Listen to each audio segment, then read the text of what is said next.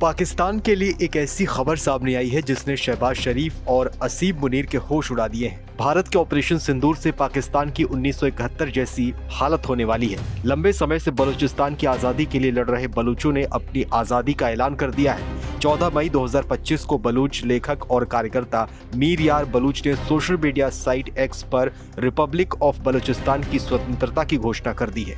उन्होंने कहा कि बलूचिस्तान के लोगों ने अपना राष्ट्रीय फैसला ले लिया है। बलूचिस्तान अब पाकिस्तान का हिस्सा नहीं है और दुनिया को चुप नहीं रहना चाहिए। उन्होंने भारत से नई दिल्ली में बलूच दूतावास खोलने की अनुमति भी मांगी और संयुक्त राष्ट्र से डेमोक्रेटिक रिपब्लिक ऑफ बलूचिस्तान को स्वतंत्र राष्ट्र के रूप में मान्यता देने और मुद्रा, पासपोर्ट और अन्य संसाधनों के लिए अंतर्राष्ट्रीय सहायता प्रदान करने की भी मांग की है। बलूचिस्तान का पाकिस्तान से अलग होना पाकिस्तान के लिए सबसे बड़ा झटका होगा और अगर ऐसा हो जाता है तो पाकिस्तान के पास एक देश के तौर पर बहुत कुछ नहीं बचेगा। बलूचिस्तान पाकिस्तान का एक बड़ा हिस्सा है और खनिज संसाधनों से भरा हुआ है। सवाल उठता है कि क्या भारत को ऐसे मौके का इस्तेमाल पाकिस्तान को कमजोर करने के लिए करना चाहिए? क्या भारत को बलोच स्वतंत्रता सेनानियों को मान्यता देकर उनके साथ खड़ा होना चाहिए?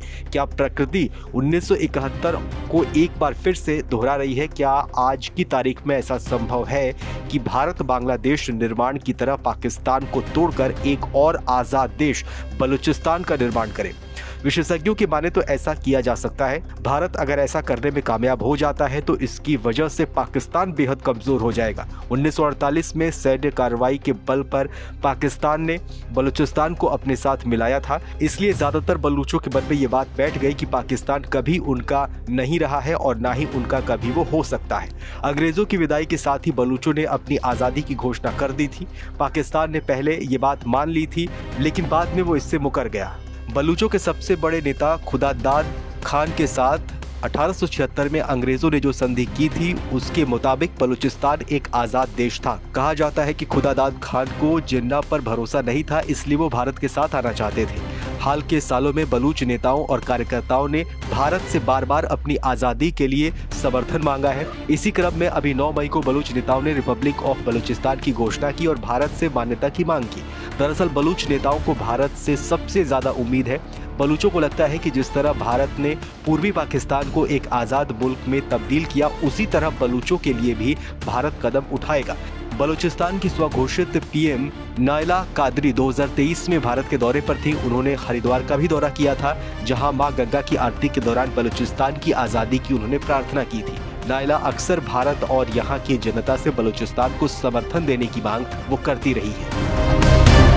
जैसे कि मैं सो रहा हूँ तो पिताजी को जगाना है मुझे, तो वो डायरेक्ट उठाने के बजाय, और हिंसा की परंपरा मेरे यहाँ नहीं थी सौभाग्य से, तो वो क्या करते थे कि उस कमरे में आ जाएंगे या बाहर से गुजरेंगे और चौपाई बोलेंगे, प्रात काल उठ के रघुनाथा